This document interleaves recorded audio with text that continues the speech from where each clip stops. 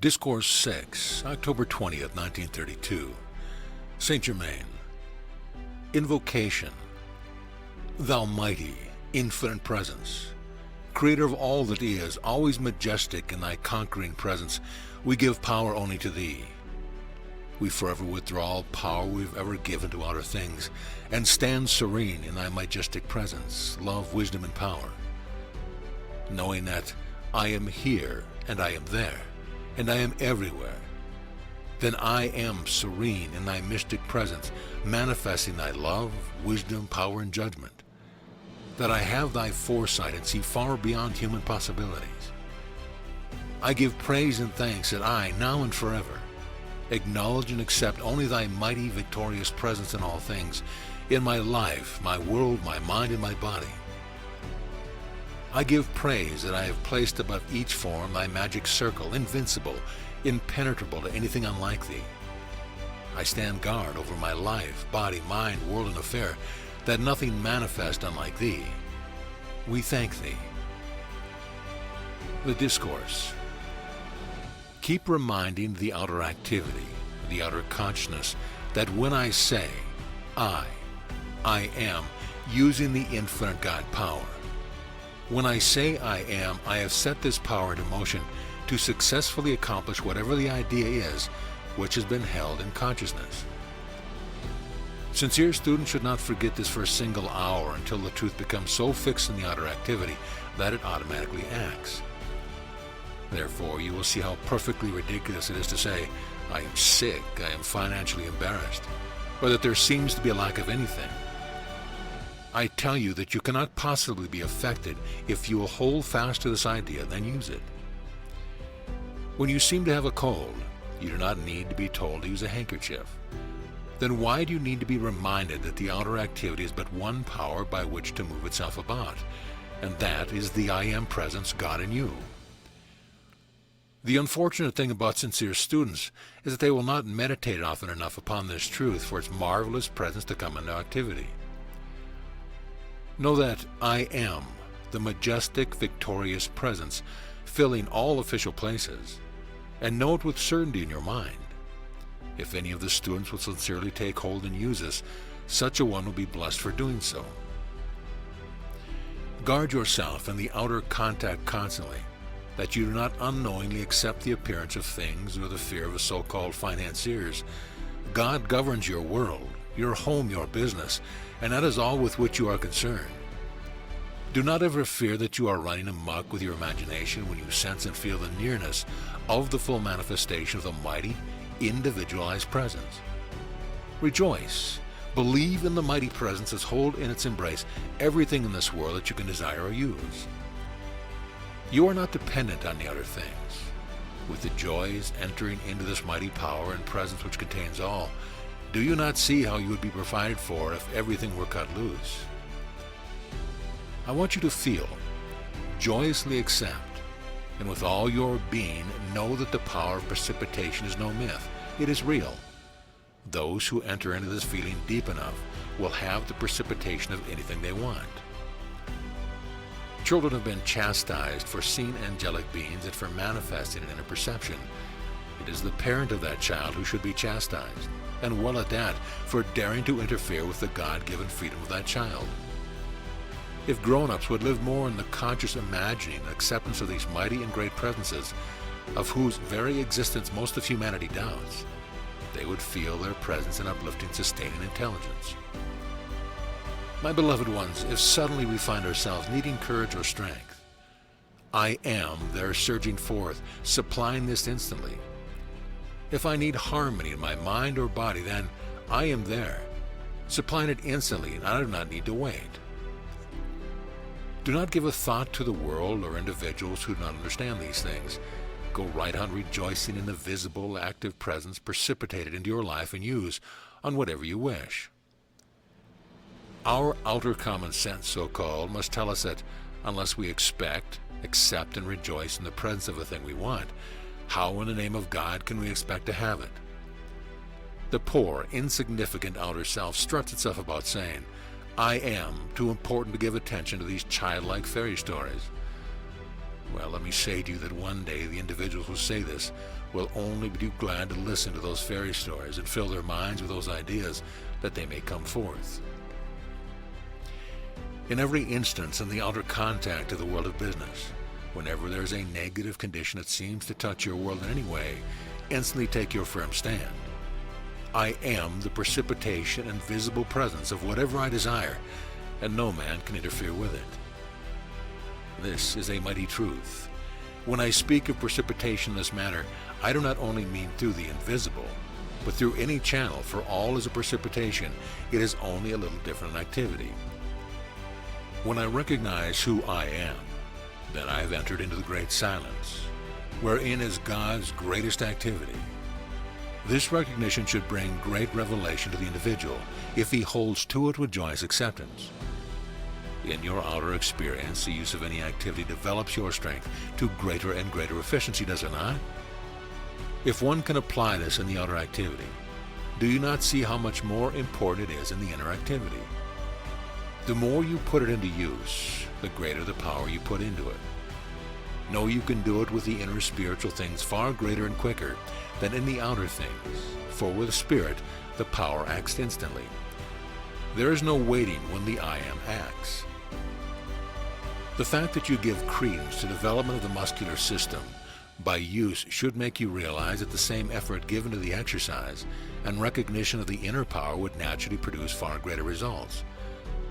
For instance, man is supposed to perform certain physical exercise in order to develop his muscles. I have, in my students, many times, enabled them to produce powerful muscles and a symmetrical, beautiful body without having taken a single exercise to do it. It is the same with the exercise of your inner faculties in bringing forth the inner power. In all development, either of the inner or the outer, the first part of the exercise is mental. Here we must know that there is only one power and energy to use, and that is from the great I Am presence in you. Therefore, the exercise of your inner faculties is necessarily mental, called mental, but I say to you, it is God in action, because you cannot form a thought without the intelligence and energy of God to do it. Therefore, your mental activity is the energy of God in action. Now, you see how easy and possible it is to make a strong physical body without lifting your hand in physical exercise to do it. Most scientific, medical, and men of physical culture will deny this, but I assure you it is only because you have not become aware of or thought deeply upon the energy or power that is acting. Because no kind of activity can take place except by the use of this inner energy and power. Individuals allow the impingement of doubts and fears to rush in and overwhelm them when it comes to the recognition of these great faculties, which are free for their use at any time. You see, they are but submerged, as it were, by the outer, like a cork that has been pushed beneath the water, which then, released by little effort, pops up to the surface into use. I must say it is positively pitiful when earnest students spend so many years straining at intervals to gain the use of these faculties, and then, because they do not operate immediately, relapse into a state of inactivity until something spurs them on, and then relapse again. Persistent, determined recognition of this I Am presence will take you through anything to absolute certain accomplishment unless you lie down on the job. I see, and especially at this time, a goodly number of individuals who, with a little encouragement and description of the simple use of these faculties, will quickly leap into their freedom, and especially those who have this verbal instruction and the radiation that goes with it. Is it not appalling that sons and daughters of God will submit to the binding claims of limitation when, with persistent effort and determination, they would open a door and step through into this inner great chamber, filled with such dazzling light, jewels, gold, and substance, from which every kind of food in the universe could ever be precipitated? Then, with this truth plainly before them, these individuals still hesitate, through unbelief, to step through, take the scepter and be free. Beloved ones, again I say to you, sing the great melody of the I Am conquering presence. Sing it in your hearts continuously. Feel it with all your ability. Be determined to use it. Hold fast to the determination, and the knowledge and the way will steadily open to give you the mastery which is your eternal freedom.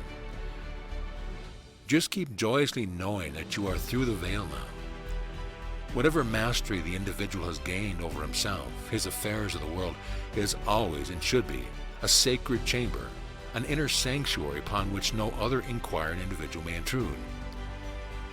No one may attain mastery through the desire of the outer to find the mastery within another. To seek, find, and apply the law of one's own being is the student's sure road to mastery. And only when the individual has attained it himself may he really understand what true mastery is. There is only one mastery to be sought, and that is over one's own outer self.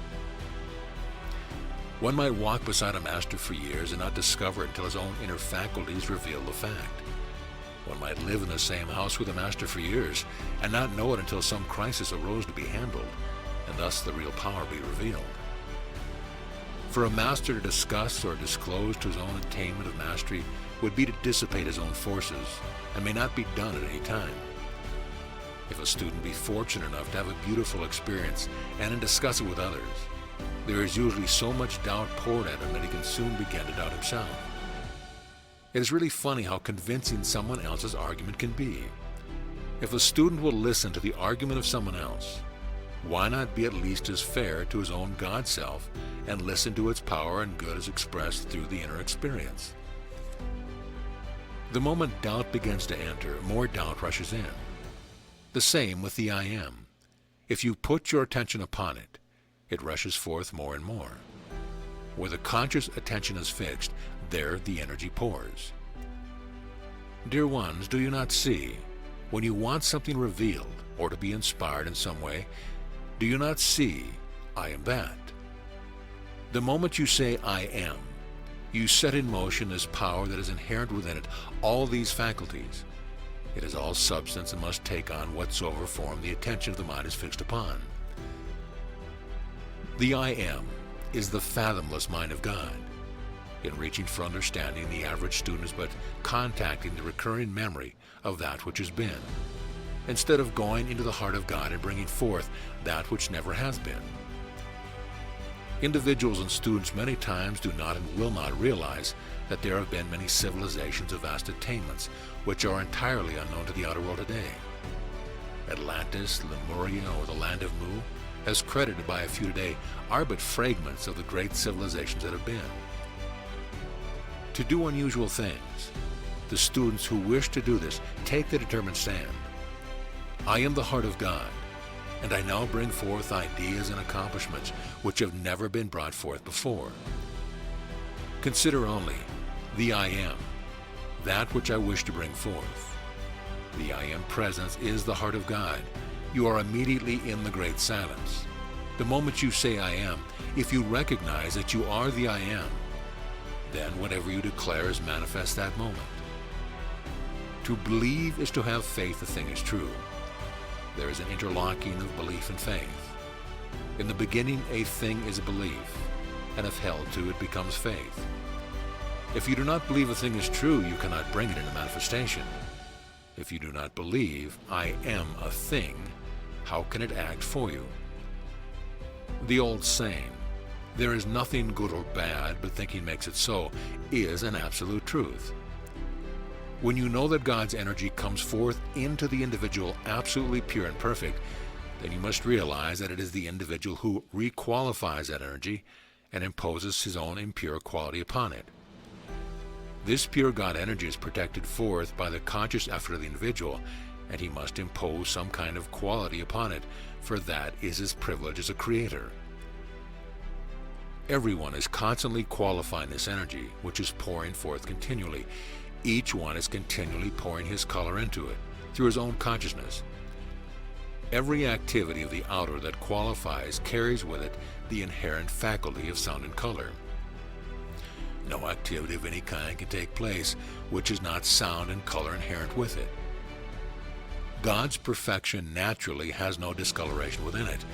Within the outer faculty which gives quality to a thing is where the discoloration takes place.